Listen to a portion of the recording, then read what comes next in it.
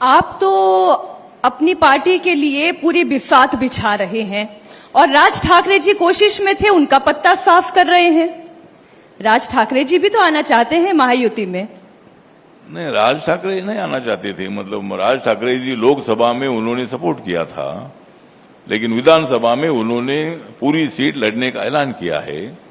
तो अच्छी बात है, राज ठाकरे जी को पार्टी को अधिकार, उनकी महाराष्ट्र नवनिर्माण सेना है, मन से है, और लोग खुद अपने बलबूते पर लड़ने का निर्णय उन्होंने ले लिया है। बहुत अच्छी बात है। आप ही ने तो कहा था ना सर कि क्या जरूरत है, हम है ना महायुति में।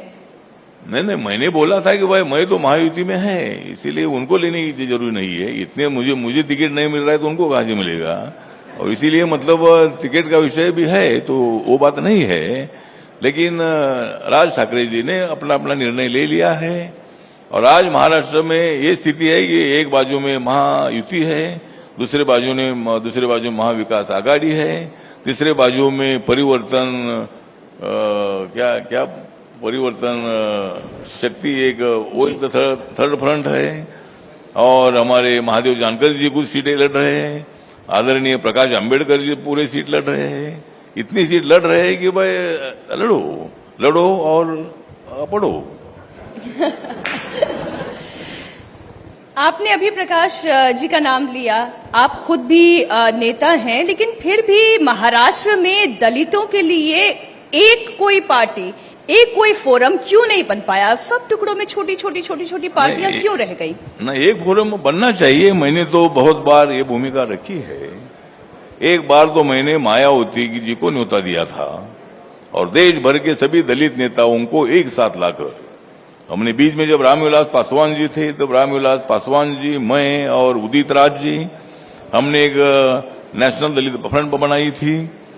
तो देश के सभी नेता अगर एक साथ आते हैं तो मैं एक प्रस्ताव दिलाना चाहता हूं कि अगर मायावती है, प्रकाश अंबेडकर जी है, मैं हूं, हमारा चिराग पासवान जी है, ऐसे कई नेता अपने देश भर में है, तो सभी नेताओं का अगर एक पार्टी बनती है, वो तो बनना मुश्किल है, लेकिन अगर ऐसी पार्टी बनती है तो मायावती को उसका नेशनल अध्यक्ष बनाकर हम लोग आगे जा सकते हैं।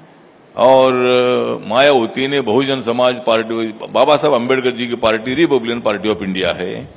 बाबा साहब अम्बेडकर जी सभी वर्गों को साथ में लेना चाहते थे। अभी ये हिंदू मुसलमान की बात हो रही थी, तो अगर नहीं एक साथ आएगी हिंदू मुसलमान, और एक साथ आ जाएगी हिंदू मुसलमान, तो देश की बढ़ जाएगी शान। हम सब लोगों ने देना है अपने एकता की तरफ ध्यान, हम सब लोगों ने देना है अपने एकता की तरफ ध्यान, और पाकिस्तान गड़बड़ करेगा तो उनके ऊपर लगाना है अपने को बैन। और इसीलिए ये भी काम हम सब लोगों को करने की आवश्यकता है, और इसीलिए मुझे लगता है कि सभी दलित नेता एक साथ आते हैं। तो मैं तो अभी सभी एक साथ लाने की कोशिश करते करते मैं हतक चुका हूं।